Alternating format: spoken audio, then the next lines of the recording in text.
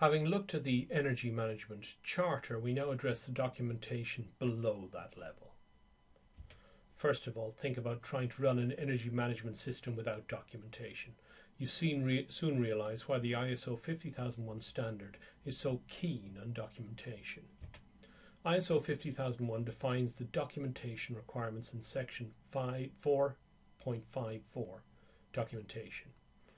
Guidelines for the contents and types of document are set out in subsection 4.541, documentation requirements. How the documents should be handled and controlled is set out in subsection 4.542, control of documents. Chapter 6 of this course will be dedicated to document control. Subsection 4.541, documentation requirements. The organisation shall establish, implement and maintain information in paper, electronic or any other medium to describe the core elements of the energy management system and their interaction.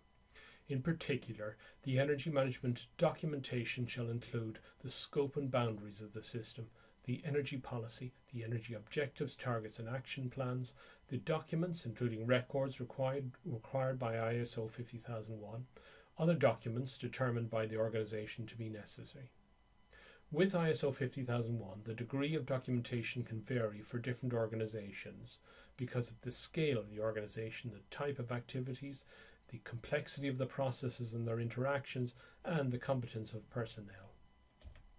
The heart of effective and efficient energy management operations is thorough documentation of the way the organisation does things, and that the organisation's workers actually do things in the way that's documented. Establishing sound documents and the proper control of documents is essential for maintaining, communicating and further improving the management system. The guidelines and provisions defined in the Charter document should address proper handling of documents and define energy management documentation structures and procedures. Documentation helps to deliver consistency, focus on objectives and organisational clarity. It means you're not dependent on information held in an individual's hand. It provides transparency for workers and management and access to information and knowledge, and it aids communication of results. Documentation is needed such that the organisation can establish and implement its energy management system in a consistent manner and meet energy policy objectives.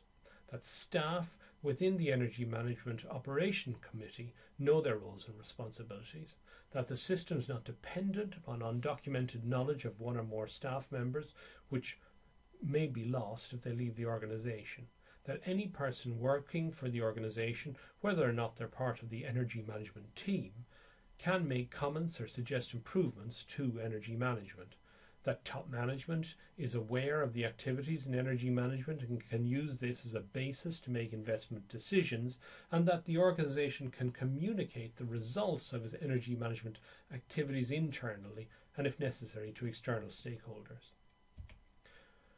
The energy management system should provide clear working procedures and guidelines for all levels of staff to implement the energy management system.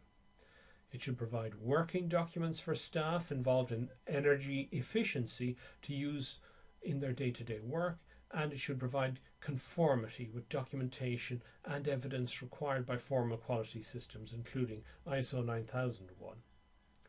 ISO 50001 mandates that the formal system documentation shall include the scope and boundaries of the energy management system, the energy policy, all energy objectives, targets and action plans, all documents and records, which may be electronic, required by the standard, and any other documents determined by the organisation to be necessary.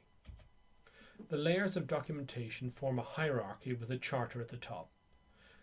There are a group of management documents, then procedure documents, then records such as data, minutes of meetings, attendance records, and so on. And here are the 12 key documents forming ISO 50001 class energy management system documentation. Once you have an effective charter in place with the key management documents, the system should be designed such that all existing procedural documents and records become ISO 50001 class.